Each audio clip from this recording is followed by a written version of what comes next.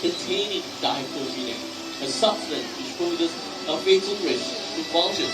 However, this is not enough because vultures are still threatened by two other main factors, and that is poaching and deliberate poisoning.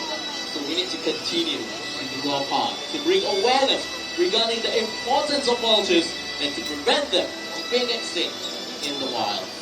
And with that, everyone, after having seen all these birds of prey float here today, I'm sure all of you would agree that they certainly deserve and merit the title, the Kings of the Sky.